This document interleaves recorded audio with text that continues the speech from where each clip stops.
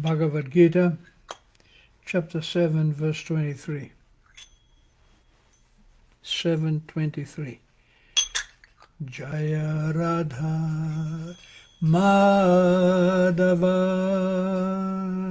Kunja Bihari.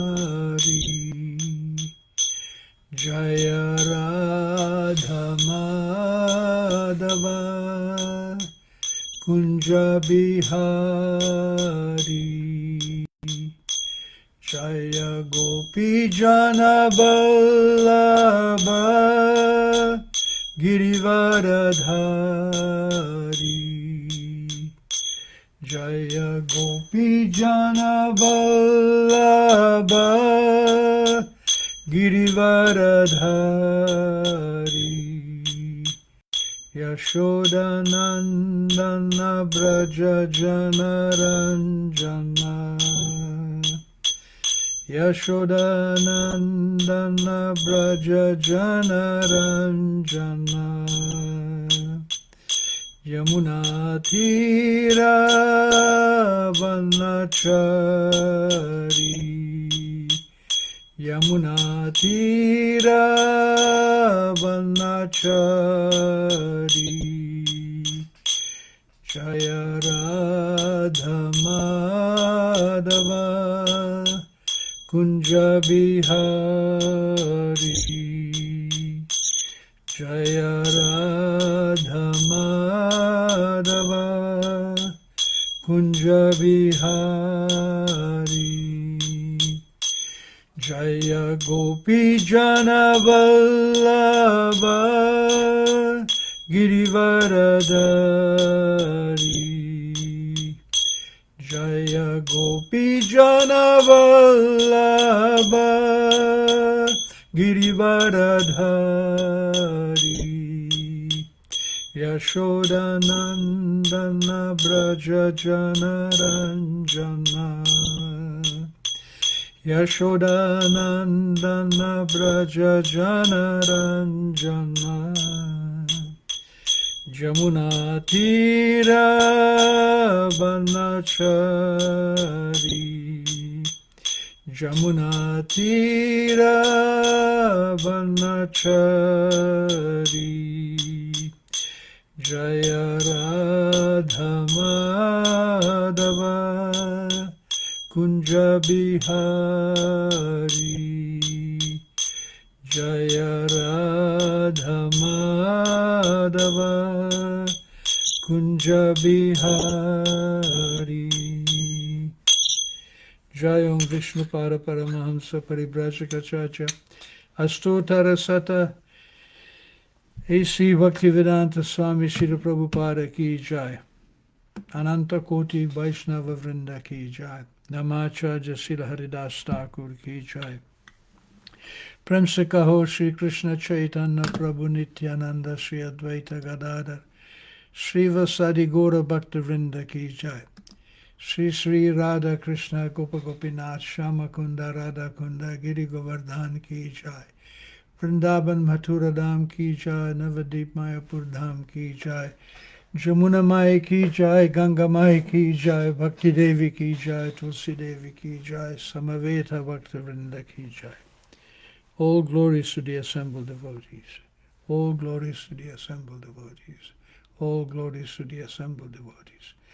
Bhagavad Gita, chapter 7, verse 23. Antavatu palam tesham tadbhavati atmamedasham devan deva yajo yanti madbhakta yanti mamapi.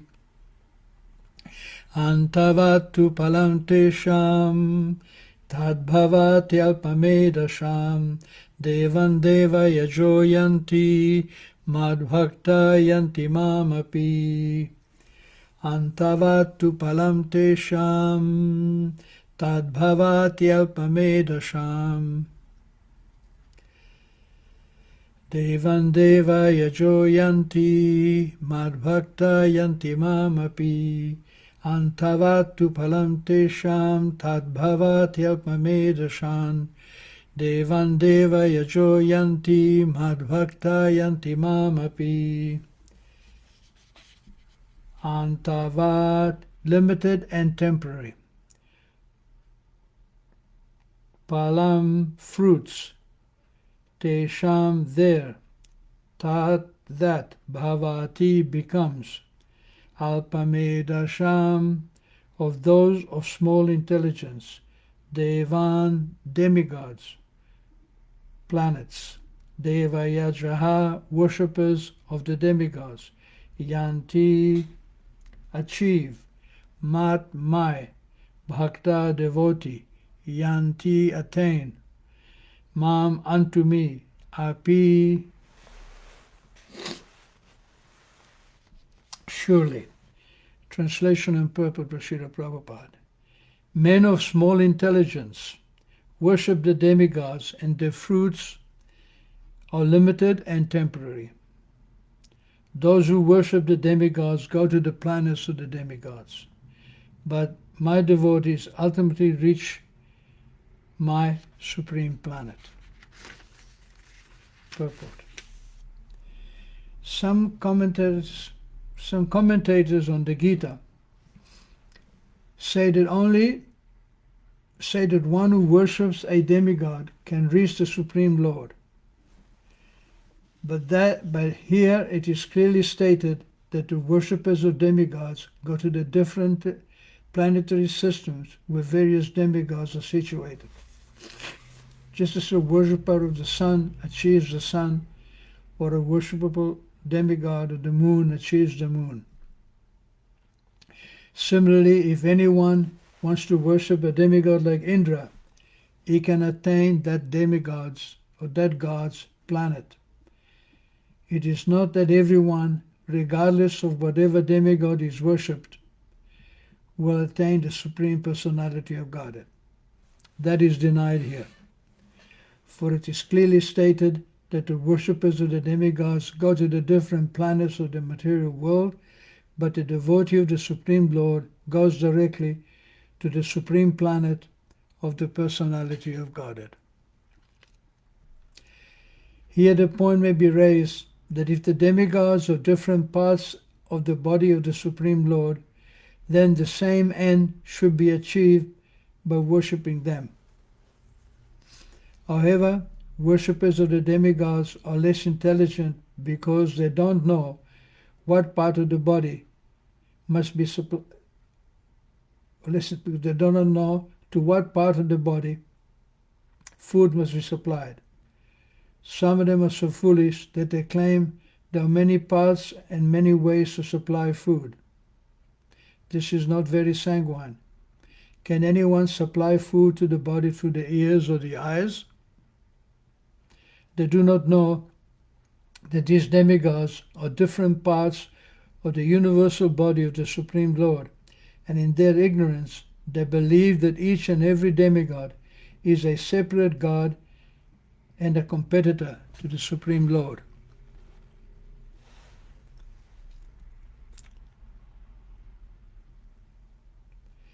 Not only are demigods parts of the Supreme Lord, but ordinary living entities are also.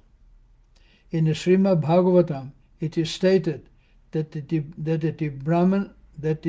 Brahman are the heads of the Supreme Lord, the Kshatriyas are the arms, etc., and that both the demigods and himself are part and parcel of the Supreme Lord, and his knowledge is perfect. But if he does not understand this, he achieves different planets where the demigods reside. That is not the same destination a devotee reaches. The results achieved by the demigods' benedictions are perishable because within the material world, the planets, the demigods, and their worshippers are all perishable. Therefore, it is clearly stated in this verse that all results achieved by worshipping the demigods are perishable, and therefore worship is performed by the less intelligent living entity. Because a pure devotee engaged in Krishna consciousness in devotional service of the Lord, Supreme Lord, achieves eternal blissful existence that is full of knowledge. His achievement and those of the persons common worship of the demigods are different. The Supreme Lord is unlimited. His favor is unlimited.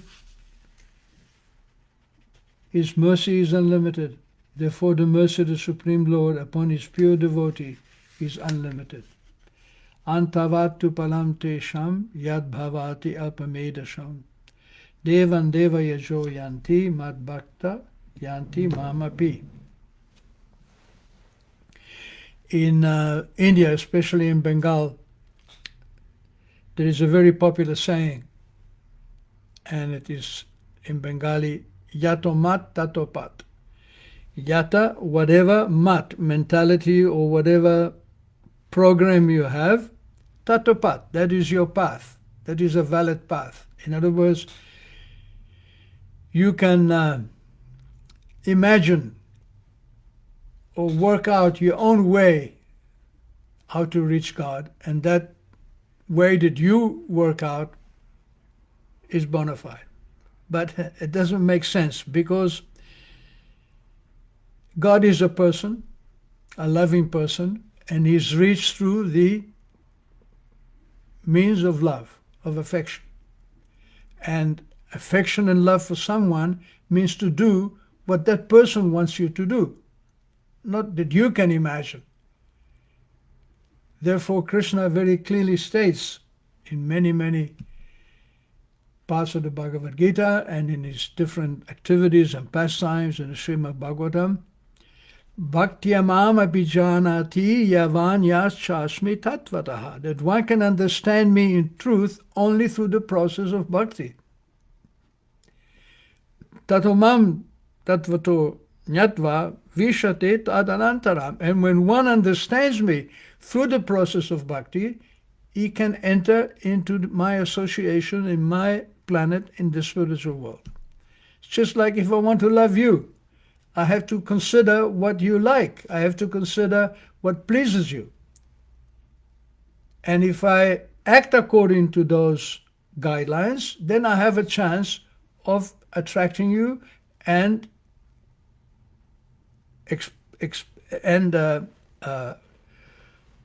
giving my love to you, and you may accept it if it is done properly according to your desire. Therefore, this Yatomat Tatopat, that is a Mayavadi philosophy. That is a philosophy that says that I am as good as God. So whatever I do, that is bona fide. Whatever I do, it is good because I am God, and therefore whatever I decide to do is perfect. But that doesn't make sense even on a material platform. You cannot approach someone and love someone simply by your own ideas. You have to consider the other person's feelings. You have to consider the other person's mood, his likes, his dislikes. Therefore, Krishna's activities are called Krishna Katha, or why Krishna performs these activities. Although in the Bhagavad Gita, Krishna says that I come to this material world to protect the devotees and to annihilate the demons. Paritranaya sadhunam vinashaya cha duskritam. Those who are duskriti, who are the enemies of material progress, I annihilate them. And that's one of the reasons I come to this material world. But actually, the great acharyas have explained that the real reason that Krishna comes to the material world is to give his darshan, or to give his audience to his devotees. Everyone who loves Krishna has, of course, an intense desire to see him. Even though we may not be qualified to see Krishna, after all, he's the Supreme Lord. It's not that you can just snap your fingers and see him, any more than any famous or important person in the world. You cannot just go and see him. You may be able to go to America, but it doesn't mean you can see the President of America. Doesn't mean you can go to Washington and have his darshan, have his audience. You must earn that audience. And earning that audience is done through the process of service, the process of love. It's very simple. Actually, Krishna consciousness is not at all difficult. What is difficult is our stubbornness. That is difficult because we are stubborn and we are trained to be independent because we misuse Krishna's. We have become entangled in a network of illusion over many births. In fact, even before the creation began, Anadi karama phale, Bhaktivinoda says, that the karama phale, or the fruits of our karma, the results of our activities that bind us to the material world, dealing with material in the material world means we become bound. We desire this, we desire that. We compete for this, we compete for that. We fight, all based on this identification of the body. Aham mameti, I am this body. Right now, people are fighting on this planet. Actually, there is always some fighting going on. Right now there are two wars, one in the north in Ukraine and one in the Middle East. People are fighting. What are they fighting about? They're fighting about aham mameti, this is mine. This is me and this is mine. I am born in this land, therefore this land is mine. But actually, nothing is mine. I am born with nothing and I die with nothing. Therefore, to claim proprietor of something which doesn't belong to us is pure illusion. This aham mameti, I am this body. It is a very deep and entrenched point of view of existence because it comes from many births. We become entangled in the fruits of this work. And Bhaktivinoda says, Anadi karama phale, it has no beginning. Pori bhava navajale, and it is just like an ocean. Bhava means material enjoyment or material activities, and arnava means ocean.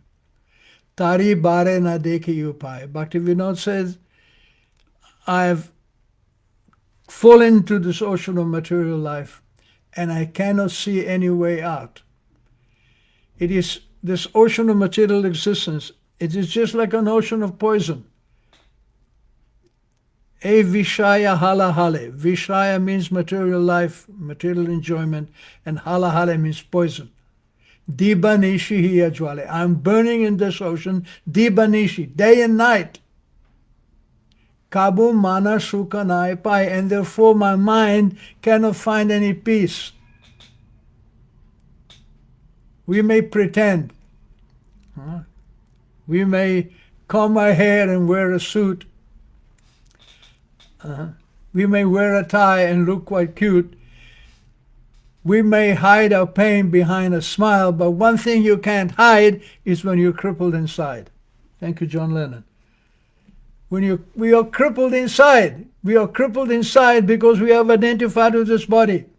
And because we have identified with this body, we have become entangled in a myriad network of activities, just like caught in a net and we cannot get out.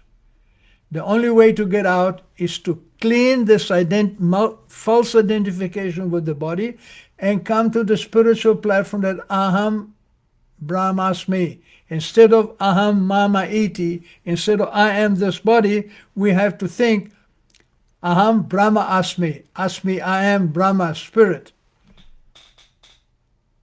And the body gets old, the body dies, but we don't get old and die. But that is a story of the material world. Just earlier today I was reading a very nice quote on Facebook by Atma Vidya Prabhu, who is actually online tonight. And he quoted one great sadhu called Sridhar Maharaj from Navadip, India, who says, there is only one news, and the news is that everybody is dying. You have seen in summertime, if you build a fire, the moths, they fly into the fire directly. So the material creation is just exactly the same way. We are simply flying into the fire of death. There is no other news. There is no beginning, there is no end. There is no other explanation. There is no other way of interpreting it. There is only one way of understanding, is that we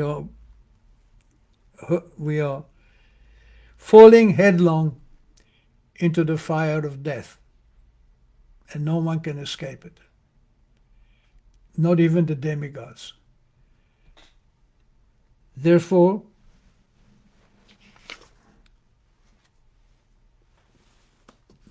Krishna says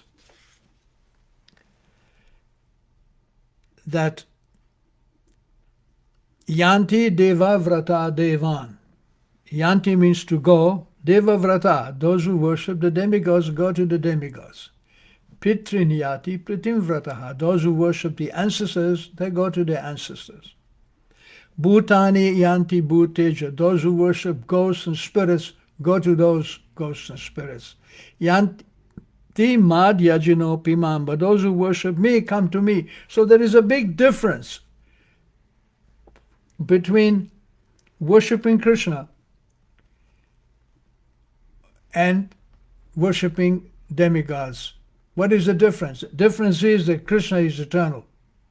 The difference is that my relationship with Krishna is the reality. It is the only path through the gates of birth and death. Whereas the demigods, they are also within the material universe. What is the use of worshipping the demigods and becoming materially advanced by their blessings, but you remain in a material world? The result is that at the end of the creation, the whole universe is wound up again into Mahavishnu, and again it is manifested, again and again and again. Absolutely frustrating. Therefore, Krishna says, think of me. Tasmad sarveshu kaleshu madanusmara yudhyacha. Think of me under all circumstances and fight. Fight what? Fight against the illusion. The illusion is overwhelming.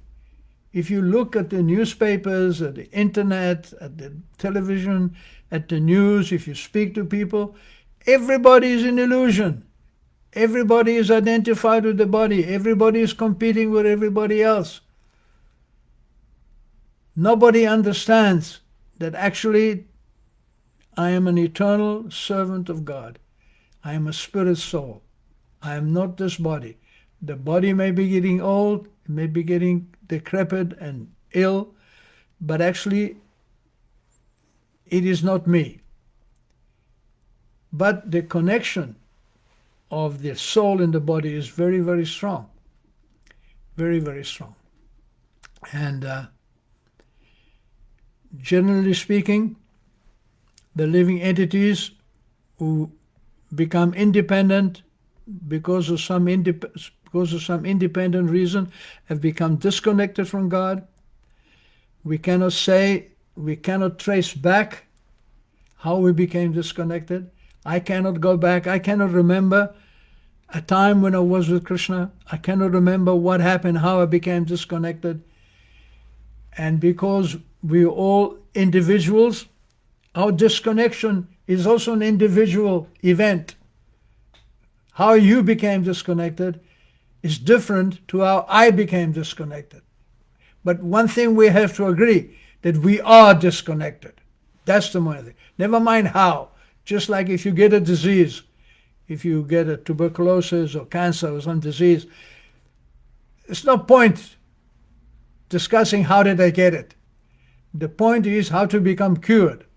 So in the same way, we became disconnected from God, and we are being given a chance to reestablish that connection by living in a material world. Material world serves two purposes. One purpose is to satisfy our desires to be independent of God, and it is also meant to teach us that to be independent of God is frustrating and it's actually impossible. Normally, this understanding comes gradually, life after life. Believe me, in our subconscious, every life that we lived, every connection we made, every family we created, every loving relationship we shared, that is stored there in the subconscious. And it is stored there also with the negative results of these activities. Therefore, we have a feeling that it is not easy to become happy in a material world. And gradually that feeling becomes more and more prominent as we go through the cycles of birth and death, life after life after life. So gradually, step by step, we come to the point where we say, what is the point of this? What is the use of establishing another family? What is the use of creating another empire? What is the use of falling in love with another woman or another man? What is the use? Because in the end, everything is finished. Everything is rushing into the fire of death. So when we come to that point, then we can actually begin to inquire, Ke ami, who am I, kene amae jara tapatrai. Why are the miseries of life afflicting me? Hiya nai jani, I don't know these things. Kemone hitehoi, I don't know how to become free from this, how to become liberated from this. Now when you ask these questions, then your path to liberation becomes open. The whole creation of the whole setup of the material universe is to push us to the point of understanding that we are not the body, of inquiring why we are suffering. Why am I forced to go through the miseries of material life? And we are very fortunate in this Kali Yuga that there is not sufficient time, there is not a sufficiently supportive environment to be able to make spiritual progress in a gradual way. Even look at the mainland religions. Look at Christianity, Hinduism, Islam, Buddhism. They have been co-opted. These religions who were supposed to teach us to become free from the material world have been co-opted to be used to make the material life some enjoyable situation. But therefore, Krishna says in Bhagavad Gita, and this is given to us particularly in this Kali Yuga, Sarva Dharmam Parijaja Mam Ekam Sharanam. Just give up all your religions, give up all your duties, and simply surrender to me. Krishna is in our heart. You don't need a church, you don't need a temple, you don't need anybody. You need to talk to him. And then from his mercy, from his position, everything will come. Everything will become manifested. But we need to go inside that heart and pray to Krishna. And to be ready to do that, we need to become free from this illusion that I'm the body. And the process is also given that simply by chanting the names of God, we become qualified to enter into a discussion with him within the heart. Normally people don't even think about God in the heart. They simply do what they want. If they pray to God at all, is to use him in the pursuance of their material illusion. No wonder people don't make any progress. So here Krishna says, don't become sidetracked. Don't worship powerful people. Don't worship the material energy which is controlled by the demigods, but worship me. Then yanti mamapi, you will come to me. Thank you very much. So we have a few participants. Vrishnivansa Prabhu is there. Hare Krishna. Mandy Priya from England. Good evening, dear Prabhu. Atma Vidyadas from Germany. Evening to all present. And Saudgar Kumar. Hare Krishna. Thank you for participating. If you have any more questions or comments, please feel free to comment. And we'll see each other again on Friday. All glory to Srila Prabhupada. Hare Krishna.